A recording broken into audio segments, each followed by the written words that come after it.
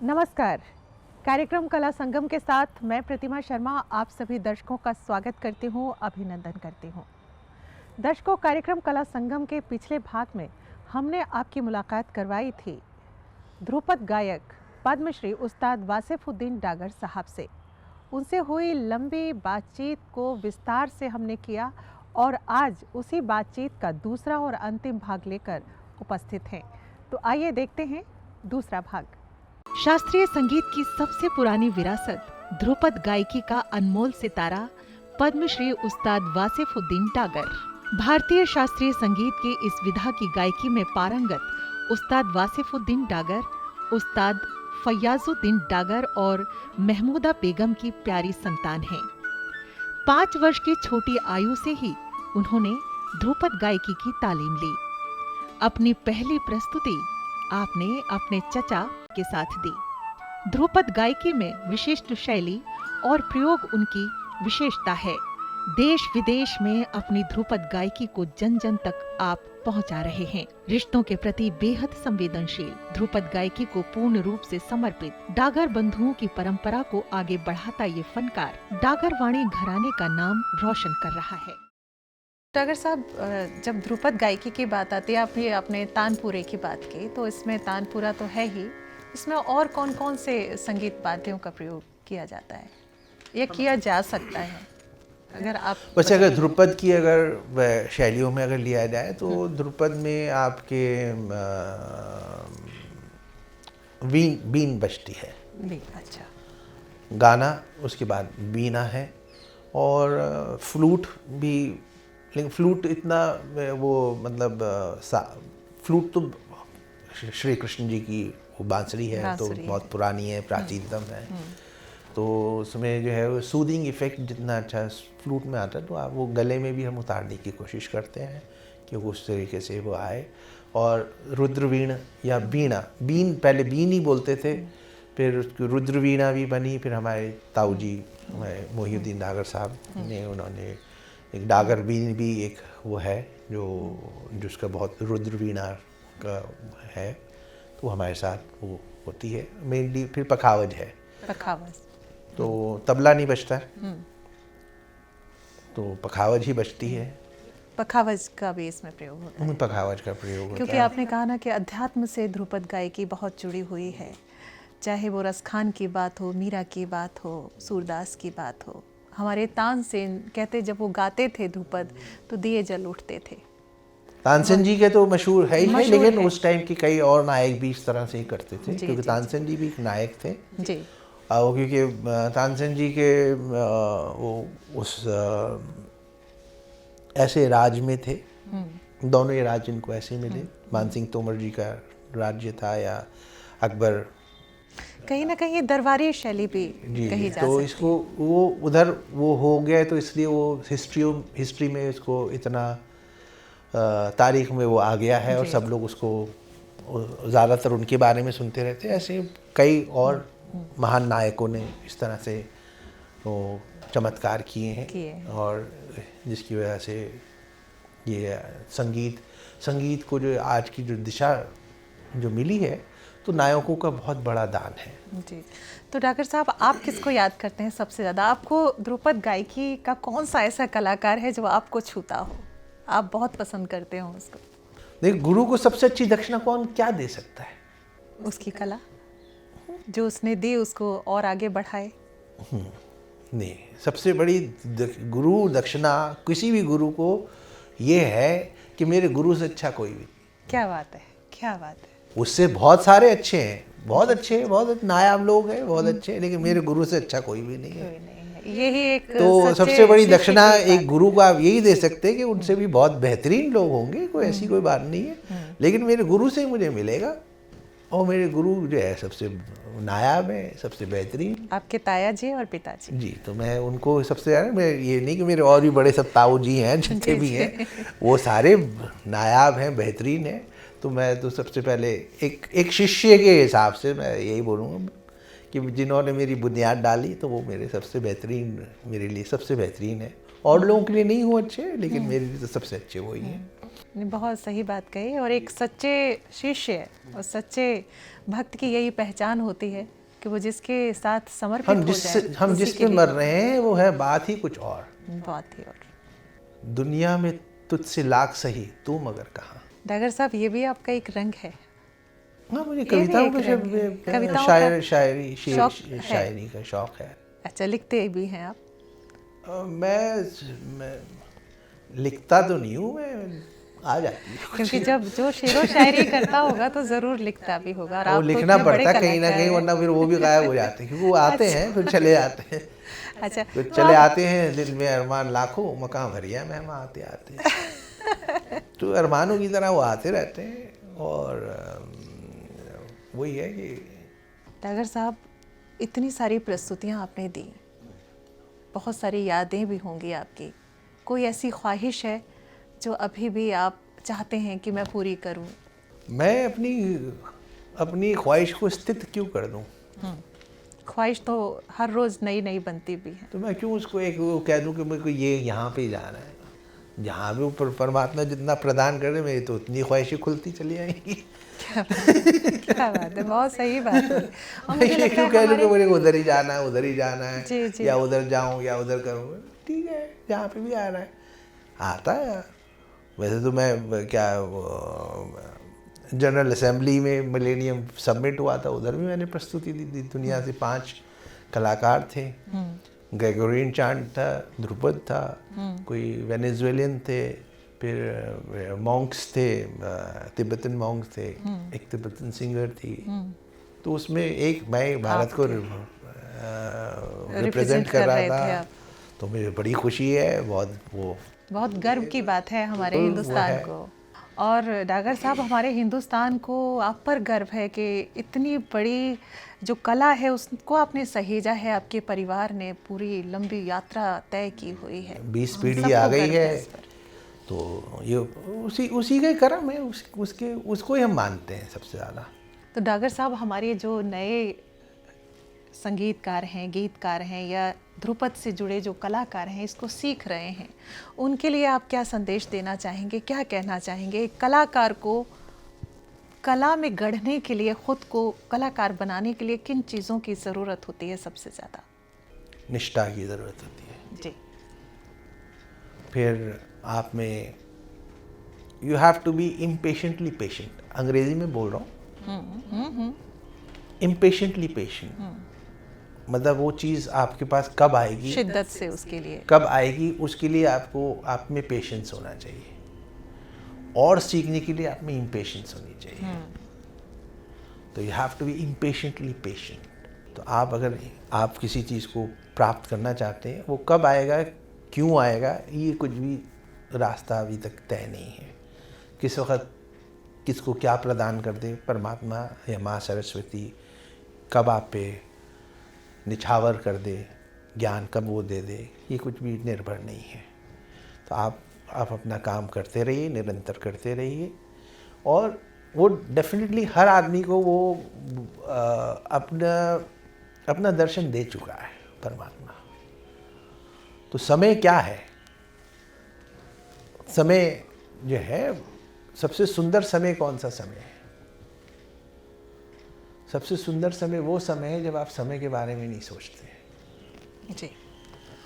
और उसकी खासियत ये होती है कि वो आपकी आत्मा पे एक बहुत अच्छा एक असर छोड़ के जाता है।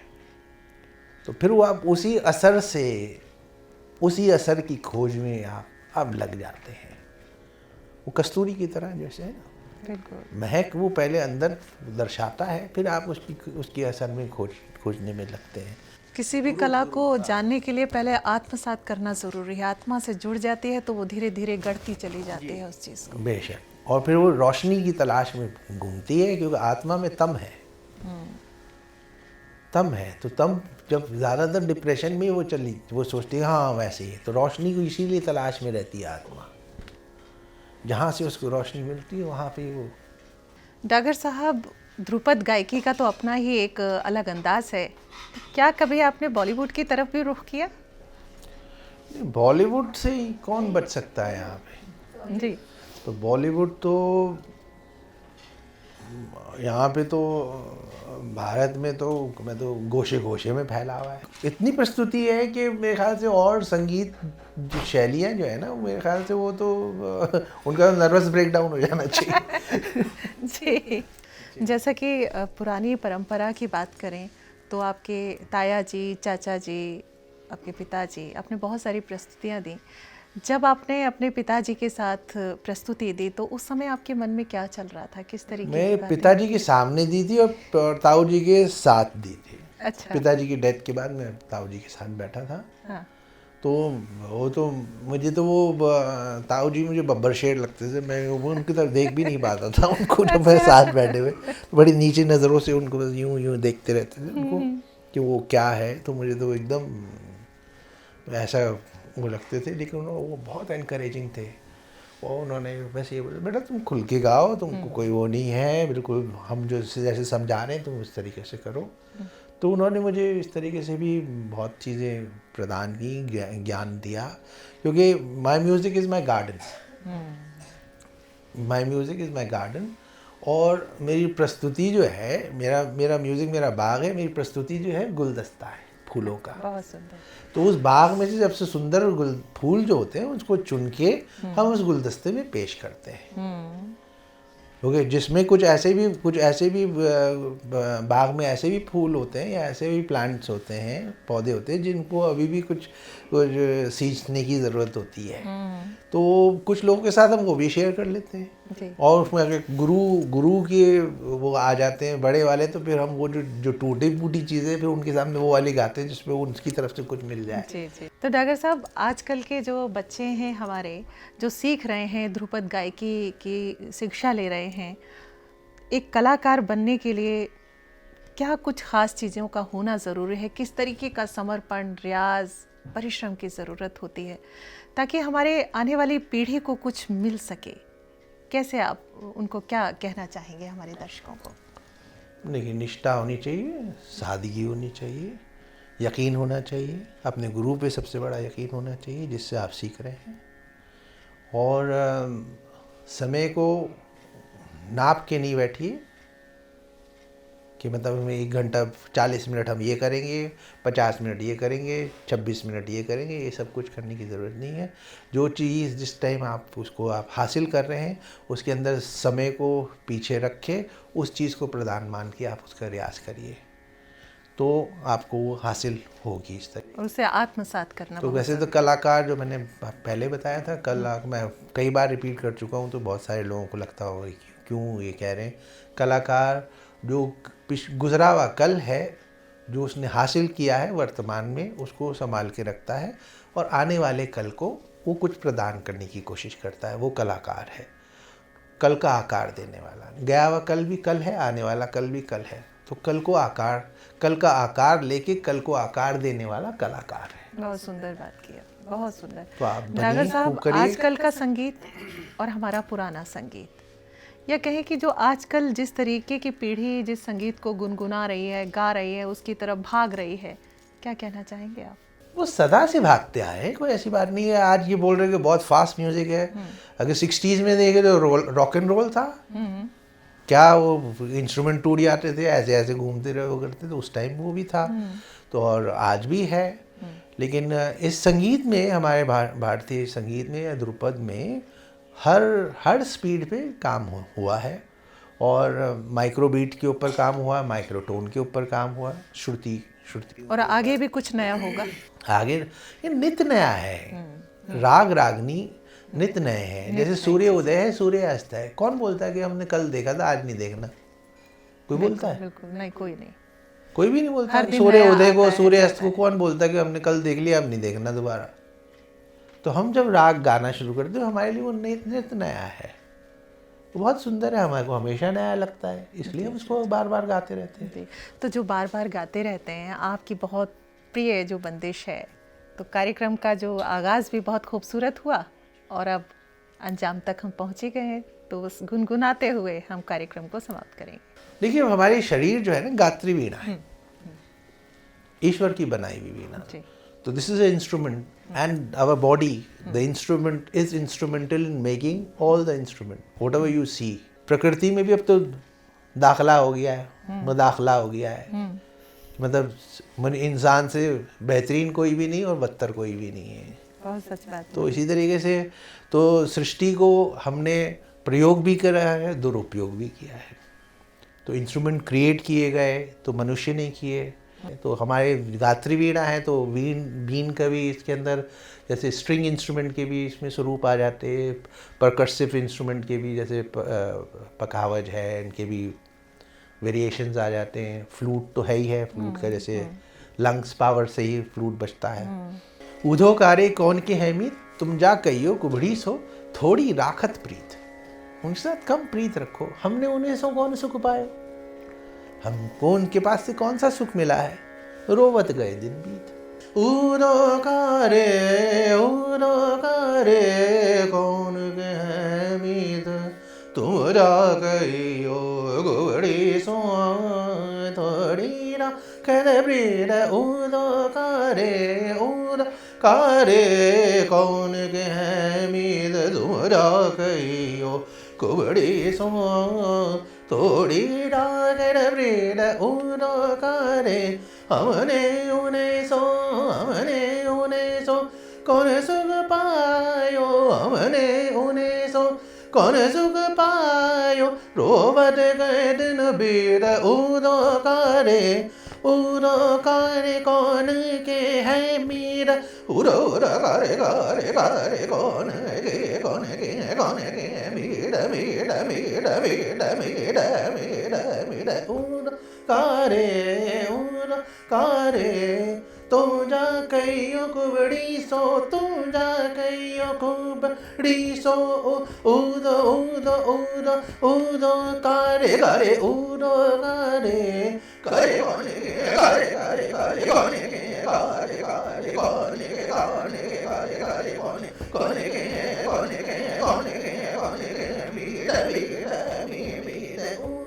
अब उससे में तो इस तरीके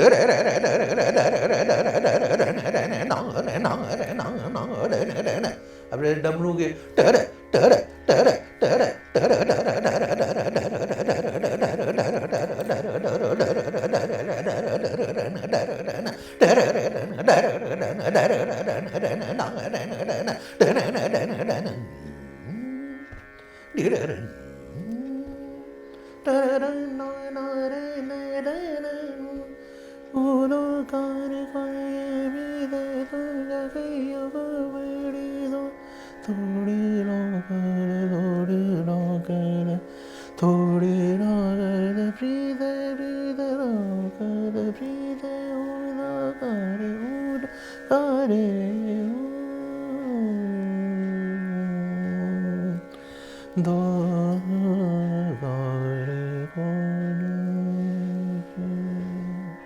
गुरु जो है ना, एक शेर की कुवत रखता है बहुत। तो उसको शिकार करने के लिए भी वही जबड़ा इस्तेमाल करता है। वो बच्चों को भी उठाता है तो उसी जबड़े से उठाता है शेरनी। बहुत सुंदर, बहुत सुंदर। हम तो जैसे खो गए कहीं, इतना खूबसूरत। तो डागर साहब बहुत बहुमूल्य वक्त दिया और हम भी सराबोर हुए आपकी गायकी से, आपकी बातों से। बहुत बहुत धन्यवाद। बहुत शुक्रिया। दर्शकों, यूँ तो हर इंसान की ज़िंदगी में उसके अपने बेहद अहमियत रखते हैं, लेकिन एक कलाकार की ज़िंदगी में उसके अपने कलाकार के नज़रिए से क्या राय रखते हैं। बहुत से साथी संगीत साथ रहते हैं और उसकी कला को सराहते हैं। तो आइए हम भी साझा करते हैं कि उस्ताद वासिफुद्दीन डागर साहब की ज़िंदगी में उनके अपने क्या राय रखते हैं, क्या प्रतिक्रिया देते हैं। मैं वासिफुद्दीन डागर, जो कि मेरे अंकल लगते हैं, मेरे मामू, तो मैं उनकी नीस हूँ। मैं आप सबसे ये शेयर करना चाहती हूँ कि वो मेरे लिए बहुत ही बड़े इंस्पिरेशन रहे हैं हमेशा से। मैं बड़ी हुई उनको देखते हुए, उनके साथ रही हूँ। और उनकी ख़ास बात ये है कि हम जितने भी बच्चे हैं घर में, उनका हर किसी के साथ बहुत ही अलग और यूनिक रिश्ता रहा है और वो हर किसी को उनका जो वक्त है वो देते हैं। वो मेरे लिए ऐसे हैं जिनको मैं कभी भी भूल नहीं सकती एंड मैं उनके साथ अपना हर टाइम, हर मेमोरी शेयर करना चाहती हूँ। मैं उनसे इवन ये बोलना चाहती हूँ कि ही समबडी जो कि बहुत ही जेनरस हैं, उनका दिल बहुत बड़ा है। वो हर किसी के लिए छोटी छोटी चीज़ों का ख्याल रखते हैं, मतलब ऐसी कोई चीज़ नहीं है, इवन हम अभी भी भूल जाते हैं, but then he is someone जो बिल्कुल भी नहीं भूलते, उनको हर किसी की पसंद नापसंद का पता है। तो मैं बहुत ही ब्लेस्ड फील करती हूँ कि मैं इस फैमिली का एक पार्ट हूँ, एंड आई वांट कि मैं भी उनको इसी तरह प्राउड करूँ। मैं उस्ताद जी के लिए ये कहना चाहूँगा कि वो मतलब मेरे फादर की डेथ के बाद हम यहाँ दिल्ली शिफ्ट हो गए थे। हम इससे पहले मुंबई में रहते थे, तो उसके बाद उन्होंने ही हमें पाला है। हम बहुत छोटे थे जब यहाँ आए थे, तो सब कुछ उन्होंने किया है। तो he is more than a father to me. हमारी जैसे ख़ानदानी प्रथा है, क्योंकि घराना है तो सबको म्यूज़िक सीखना ही पड़ता है। तो हमें पहला राग सिखाया जाता है राग भैरव, और जो हमें कॉम्पोजिशन पहला सिखाया जाता है वो आदि मंद अंत शिव है। मुझे बहुत फ़ख्र है कि मेरा भाई इतना अपनी परंपरा को लेके आगे चल रहे हैं, मेरे ख़ानदान के नाम को रोशन कर रहे हैं। और मेरा भाई बहुत ही नर्म दिल का शख्सियत हैं बहुत, और बहुत फैमिली लविंग है, और अपने भाई बहनों को बहुत प्यार करते हैं, और हम सब भी उनसे इसी तरह से जुड़े हैं। और आगे भी यही है कि इंशाल्लाह वो हमारे ख़ानदान की रवायत को आगे लेके चलेंगे। वासिफुद्दीन नागर साहब मेरे भाई, और मैं उनकी बहुत बड़ी फ़ैन हूँ, और हर रोज़ मैं उनका गाना सुनती हूँ। एक तो एक म्यूज़िक के लिहाज से और एक इंसान के लिहाज से। I think one of the finest people I have ever known in my life. मैं इसलिए नहीं कह रही कि वो मेरे भाई हैं, लेकिन वाकई में मैं बहुत लोग इसकी तस्दीक कर सकते हैं कि वो ऐसे ही हैं।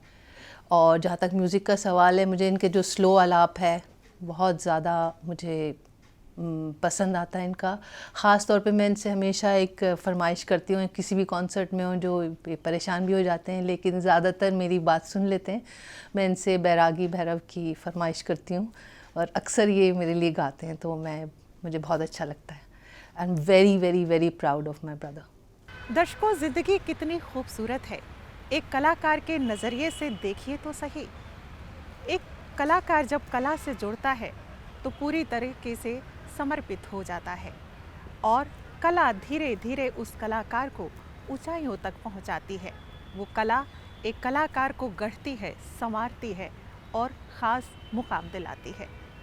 कार्यक्रम कला संगम के अगले अंक में हम फिर हाजिर होंगे एक नए कलाकार के साथ, उसकी कला और हुनर के साथ। तब तक के लिए कला संगम की पूरी टीम को दीजिए इजाज़त। नमस्कार।